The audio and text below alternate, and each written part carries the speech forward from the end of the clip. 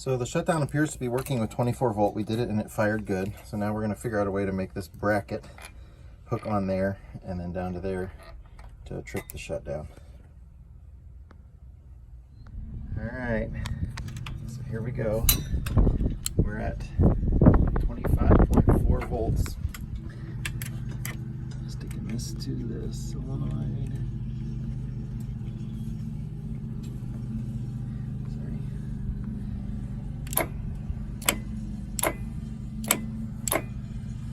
Have a shutdown. Oops, sparky. I wanted to find the Jake brake switch, so I have them in there turning it on and off, and that's what this wire right here is. So we're going to use the Jake brake power line hooked to the shutdown solenoid to shut it off, so we don't have to run a new wire and a new switch. That's it going to work? Go ahead and try it.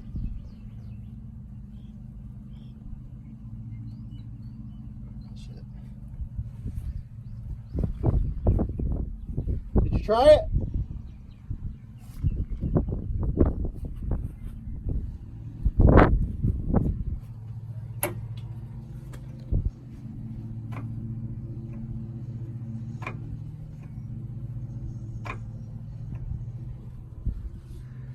Oh shit. Got an alignment issue. Okay, we'll try test number 2.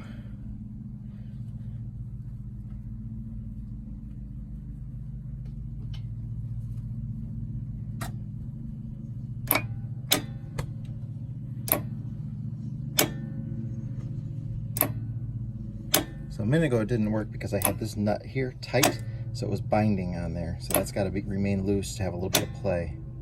It's worked every time perfectly. Very good. Easy up, tent up, just to make it a little cooler for us. And we do have a cooler. That green bag is a cooler filled with cold drinks.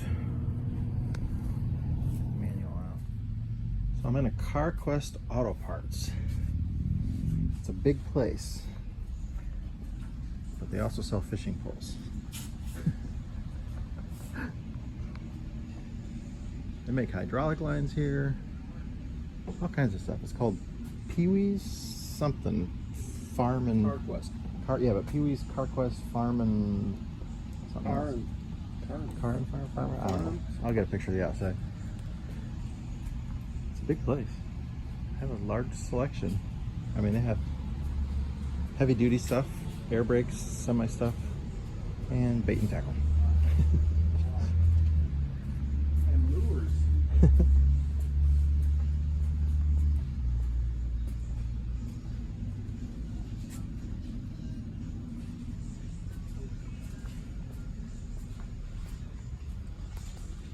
So we got some 5-inch exhaust pipe here at Pee-wee's Tractor and Auto Supply CarQuest. Pretty cool place. Can't believe everything they did have in stock. Well, we now have an exhaust run after the turbo. So, no muffler, but just tightening it up there. Checking stuff off the list. Well, our parts just came from Luke at US Coach. Get to open it up just in time. Today I got the Matt Tools guy. Only got a couple things. And 2 6-point wrenches. I wanted more than 2, but 6-point SAE. I got a 5/8 and a 9/16. Sometimes you really need them. I wanted a 1/2 inch. Well, I wanted a whole set, but he thought he had 3 at least, but he only had the 2. So back over to my bus and get finished up on this. So for the engine off or kill switch, it's now that, so I labeled it kill switch. I thought that was pretty appropriate for this bus. So now I can just turn the engine off by flipping that switch forward for a couple seconds. Probably needs to be changed to a momentary switch though, so it doesn't accidentally leave it on. And then we've got the starter hooked up with the ignition key switch again. So if you turn the key all the way, that will ignite, hit the starter. And so you can now start it from up here. You can stop it from up here. We're getting there. Watch out the cooling system in this. 8E71TA. I added water, just water to it when it needed to be topped off. When I got here, I added about, I think it was like 8 gallons. But there was no sign of any coolant in there. What was in there was just water too. And it smells like old water's been in the radiator a long ass time.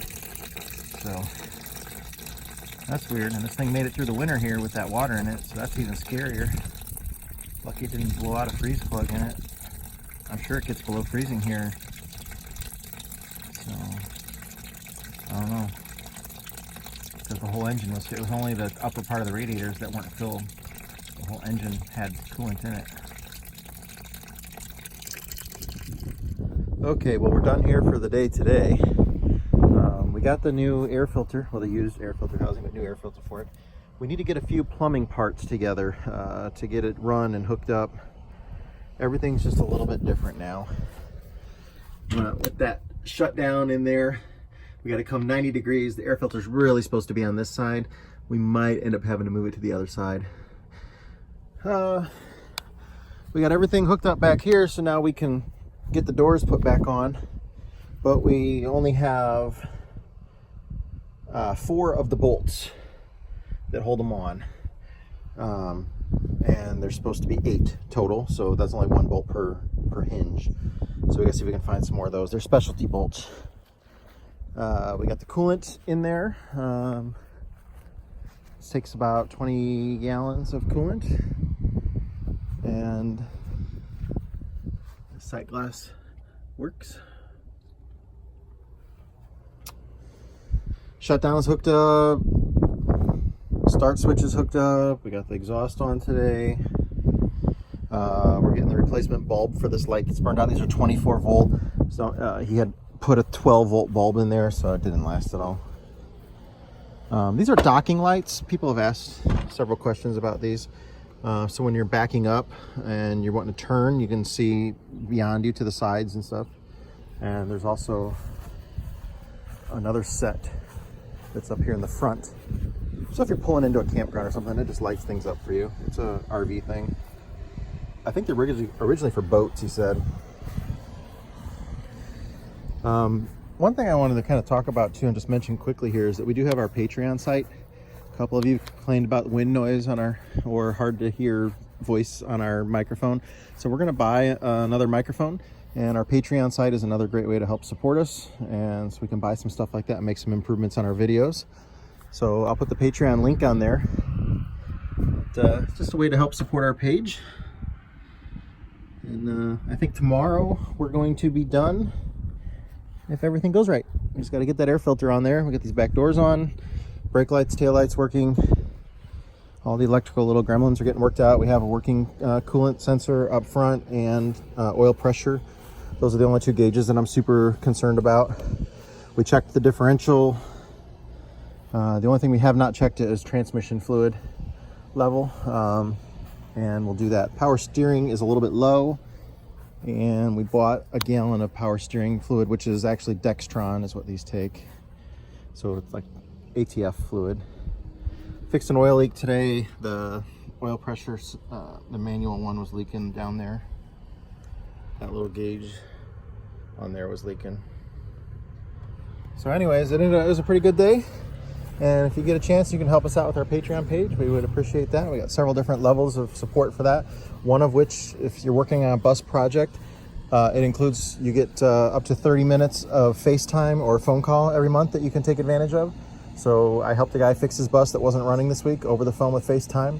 And another person on FaceTime just going over basic systems, teaching him how to check his oil and all his other fluids and his air filters and everything. And really helped him out. So it's just another way for us to kind of share the knowledge out there. So thank you. See you tomorrow.